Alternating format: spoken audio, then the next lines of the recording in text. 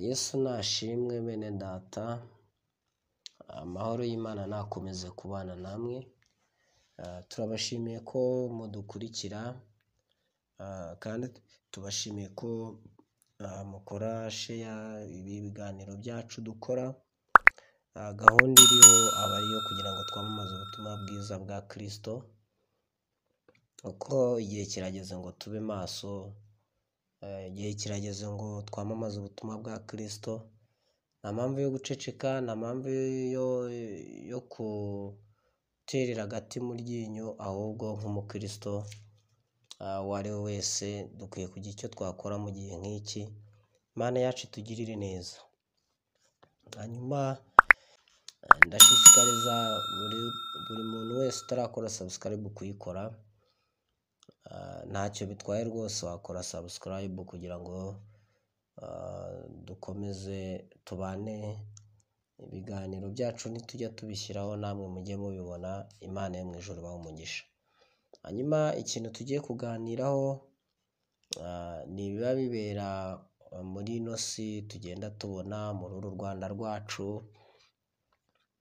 Gusa abakristo hari ijambo dusoma muri Bibiliya kandi turisoma kenshi, ariko ubusobanuro bwaryo sinzi niba tujya tubisobanukirwa cyangwa se tubyitaho. Iyo dusomye ijambo ngo tube maso, kuba maso, Yesu yabwiye abigishwa yavuga ngo mube maso kuko mutazi umunsi cyangwa igihe. Matayo 25. Imana yacu itugirire neza. Ijambo kuba maso rigaruka kenshi, ariko hari igihe witegereza ibiri kuba ugasanga abantu ntago ikintu kijyanye no kuba maso bakitayeho. Abakristo bararangaye kandi barangariye mu bintu batagakwiye kuba barangariramo, kandi Satani agenda akoreramo mu buryo bw'amayoberane. Satani agenda akora mu buryo bw'amayoberane, abantu ntibabimenye. Mwari muzi ko Satani akorera mu nsengero, kandi abantu bagakomeza bakaza bagasenga bazi ngo barimo barasenga Imana, kandi ubugingo bwabo bwararangije kugera ikuzimu, bwararangije kugerayo. Ni ikibazo kiba gikomeye cyane kandi kiba giteye ubwoba. Ese ubwo iryo jambo ryo kuba maso bizagenda bite? Abantu bararisobanukiwe. Imana yacu turengere. Hari inkuru iri gucicikana ku ma YouTube channel, ku ma TikTok, y'umupasiteri umwe urumva urusengero yari ayoboye, RGB yamwatse uburenganzira bwo kongera, ntabwo bemerewe kongera gukora. Ariko bikimara gusohoka nibwo hasohotse video z'igihe kimwe umubatizo bari barimo babatiza abantu, ariko abantu bose bakavuza induru. Ndaje nze nkabereke murebe namwe mwirebere. Nikivugana nawe yose nzikoranye.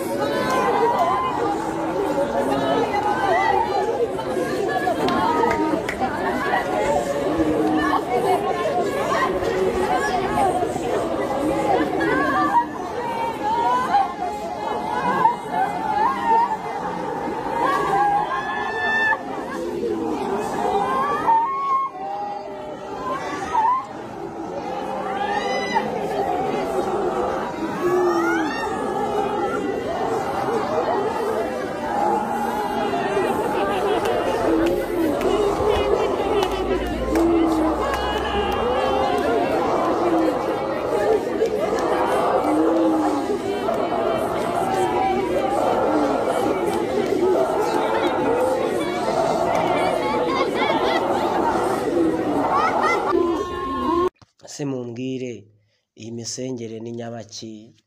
Imisengere koko murabona ari ijyana abantu mu gihugu cyo mu ijoro? Tube maso bene data, insengero tubamo tube maso. Satani ntago atinya gukorera mu nsengero, muri aya madini y'inzaduka, gukora yitwaje izina rya Kristo kandi atari we ari gukorera, ari Satani nyirizina. Ibyo ni ibintu biriho. Tube maso rero, kuko ntago tuzi ngo Kristo azaza ryari. Abantu barayobye. Ndabyibuka nari ndimo mva mu kazi, umumotari adutwaye yarampekanye n'undi mudamu. Umudamu aduha ubuhamya bw'ukuntu yagiye gusengera i Kigali, arimo rwose ubona yishimye, arimo rwose ubona yishimye. Umumotari rwose sinibanga, yitwa Habineza, abantu tuziranye muramuzi rwose. Nawe mumubajije yababwira ko ibyo bintu byabaye. Uwo mudamu aratubwira ati hari ahantu twagiye gusengera, ati kandi hari abantu duturanye benshi twagiyeyo, ati turagerayo rwose, ati uwo muntu, ati uwo mupasiteri ngo akakurambikaho ibiganza, ngo akagusengera, ngo ubundi ukavuga mu ndimi. Ati rwose nanjye rwose navuze mu ndimi rwose, sinzi uko byagenze, narapfukamye basenze numva indimi ndimo ndazivuga, ati ntazi aho zivuye, ntazi uko bigenza, ati ndazivuga koko. Ndangije ndumirwa, ndabanise koko Mana yanjye, guhabwa Mwuka Wera ni ibintu wagenda gutyo gusa ukavuga uti ndabihawe, ukagenda ubizi neza niba biri bukunde, ko ari impano y'Imana itangwa bitewe n'icyo ugiye kuyikoresha, n'icyo Imana ibona uzayibyazamo umusaruro.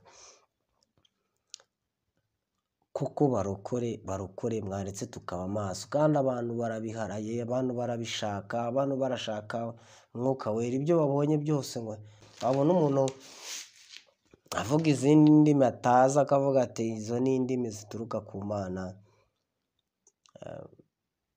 Ni ibibazo rero. Tube maso bene data, Yesu atazaza agasanga turangariye muri byinshi.